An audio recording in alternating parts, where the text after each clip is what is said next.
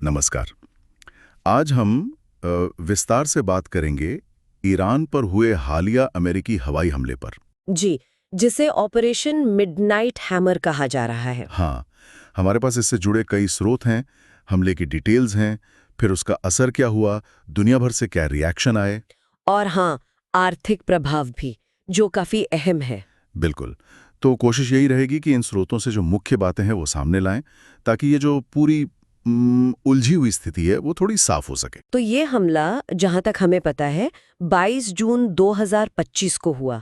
इसमें अमेरिका ने 7 B-2 stealth bomber इस्तेमाल किए। ये तो रडार से बच निकलते हैं ना। हाँ, बिल्कुल। और साथ में पनडुब्बी से दागी गई टोमाहॉक मिसाइलें भी थीं और 14 GBU-57, जिन्हें बंकर बस्टर बॉम्ब कहते हैं। बंकर बस्टर मतलब जमीन के नीचे जो ठिकाने हैं उनके लिए। सही। ये बहुत भारी बम होते हैं।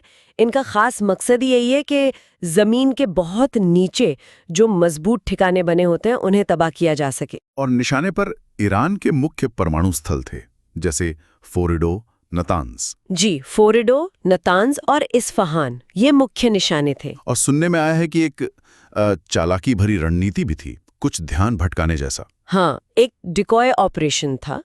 कुछ अमेरिकी विमानों को ग्वाम की तरफ भेजा गया था। अच्छा। इससे हुआ ये कि ईरानी एयर डिफेंस का ध्यान उस तरफ चला गया और जो असल हमला था वो आसानी से हो गया, बिना पकड़ में आए। बिल्कुल। ये दिखाता है कि प्लानिंग कितनी सटीक थी। हाँ, ईरानी निगरानी क्षमताओं को ध्यान में रखकर। सही कहा।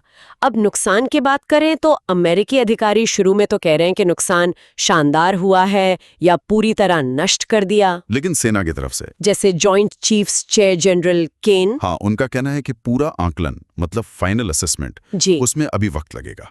सैटेलाइट तस्वीरें तो होंगी, तस्वीरें हैं और उनमें तबाही दिख भी रही है।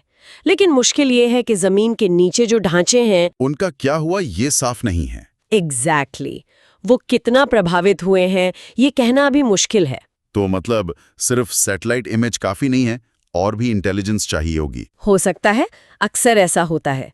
भूमिगत संरचनाओं के लिए शायद सिग्नल इंटेलिजेंस या कोई और जरिया इस्तेमाल करना पड़े, इसलिए पक्के तौर पर कहने में समय लगेगा। और ईरान की तरफ से क्या प्रतिक्रिया आई, फौरन कुछ हुआ? हाँ, ईरान ने भी तुरंत जवाब दिया। इजराइल पर मिसाइलें दागी। ओह, नुकसान हुआ? हाँ, जान माल के नुकसान की खबरें हैं। और साथ ही ईरान के जो रेवोल्यूशनरी गार्ड कॉर्प्स है, IRGC, हाँ, वो तो काफी ताकतवर हैं। बिल्कुल, उन्होंने अमेरिकी ठिकानों पर बदले की धमकी दी है और एक और बड़ी बात कही है, होर्मस जलडमरू मध्य को बंद करने का संकेत दिया है। होर्मुज, ये तो बहुत ही अहम रास्ता है तेल के लिए। बहुत ज्यादा। दुनिया का काफी बड़ा हिस्सा समुद्री तेल व्यापार का वहीं से गुजरता है। अगर वो बंद होता है तो तेल सप्लाई पर भयानक असर पड़ेगा, कीमतें आसमान छू सकती हैं। बिल्कुल। और इसी खतरे को देखते हुए खाड़ी में जो अमेरिकी नौसेना का 5वां बेड़ा है, USS फिफ्थ फ्लीट, वो हाई अलर्ट पे है। जाहिर है। अच्छा, अब दुनिया भर से क्या रिएक्शन आ रहे हैं, अमेरिका के सहयोगी क्या कह रहे हैं? देखिए, जो पारंपरिक सहयोगी हैं, UK, फ्रांस, जर्मनी, ऑस्ट्रेलिया, उन्होंने कहा है कि हाँ, ईरान के परमाणु कार्यक्रम को रोकना जरूरी है, लक्ष्य सही है। लेकिन साथ ही ये भी जोर दिया है कि तनाव कम किया जाए और डिप्लोमेसी मतलब कूटनीति का रास्ता अपनाया जाए। और दूसरी तरफ रूस और चीन ने और संयुक्त राष्ट्र ने भी हमले की निंदा की है, कहा है कि ये अंतर्राष्ट्रीय कानून का उल्लंघन है और संयम बरतने को कहा होगा। हाँ, दोनों पक्षों से संयम बरतने की अपील की है। अमेरिका के अंदर क्या माहौल है? राष्ट्रपति ट्रंप ने तो इसे अपनी ताकत का प्रदर्शन बताया होगा। बिल्कुल, उन्होंने इसे अमेरिकी निवारण क्षमता का प्रदर्शन कहा है, यहाँ तक कि सत्ता परिवर्तन की बात भी की। अच्छा, लेकिन पेंटागन ने इस पर कुछ कहा? हाँ, पेंटागन ने सत्ता परिवर्तन वाली बात से खुद को अलग कर लिया। और कांग्रेस में वहां तो राय बटी होगी। हाँ, काफी बटी हुई है। रिपब्लिकन ज्यादातर समर्थन में है, लेकिन डेमोक्रेट्स आलोचना कर रहे हैं। किस बात की? एक तो ये कि कांग्रेस की मंजूरी नहीं ली गई, और दूसरा ये डर के कहीं अमेरिका मध्य पूर्व में एक और लंबे उलझे हुए संघर्ष में न फंस जाए। और इसी बीच होमलैंड सिक्योरिटी ने भी कुछ कदम उठाए। जी, उन्होंने अमेरिका में खतरे का स्तर बढ़ा दिया है। चेतावनी दी है कि ईरान की तरफ से साइबर हमले हो सकते हैं या कोई सीधा हमला भी। ये सब तो राजनीतिक और सैन्य बातें हुई। आर्थिक असर क्या दिख रहा है फौरन? असर तुरंत दिखने लगा है। जैसे ही होर्मुज में बाधा की आशंका हुई, ब्रेंट क्रूड तेल का भाव बढ़ गया होगा। हाँ, 10% से ज्यादा उछल गया। ब्रेंट क्रूड एक बड़ा ग्लोबल बेंचमार्क है। और शेयर बाजार? उनमें गिरावट आई दुनिया भर के बाजारों में, और सोना, जिसे सुरक्षित माना जाता है, उसकी मांग बढ़ गई। और जो परमाणु मुद्दे पर बातचीत चल रही थी उसका क्या हुआ? वो शायद सबसे चिंताजनक बात है। ईरान ने वो बातचीत रोक दी है। रोक दी? हाँ, निलंबित कर दी है, और धमकी भी दी है कि अगर कोई समाधान नहीं निकला तो वो IAEA यानी अंतर्राष्ट्रीय परमाणु ऊर्जा एजेंसी के साथ अपना सहयोग भी रोक सकता है। IAEA के साथ सहयोग रोकना तो बहुत गंभीर कदम होगा। बहुत गंभीर। इससे निगरानी पूरी तरह खत्म हो सकती है।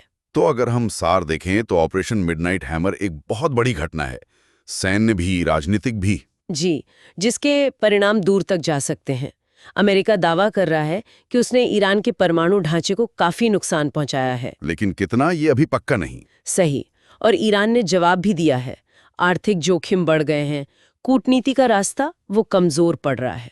तो माहौल बहुत तनावपूर्ण है। हाँ, बेहद तनावपूर्ण। आगे क्या होता है ये अब ईरान के अगले कदमों पर निर्भर करेगा और दुनिया कैसे रिएक्ट करती है इस पर। लेकिन एक बड़े टकराव का खतरा तो साफ दिख रहा है। बिल्कुल। और अगर इस तात्कालिक संकट से थोड़ा हटकर सोचें तो ये पूरी घटना परमाणु अप्रसार की जो कोशिशें चल रही हैं दुनिया में, हाँ, उनके भविष्य पर सवाल उठाती हैं। और ये जो पहले हमला करने की रणनीति है, प्रीएम्प्टिव स्ट्राइक, क्या ये वाकई कारगर है? ये इसके खतरे ज्यादा हैं। ये बहुत अहम सवाल है। शायद ये घटना इसी बहस को और तेज करेगी। इस पर सोचने की जरूरत है।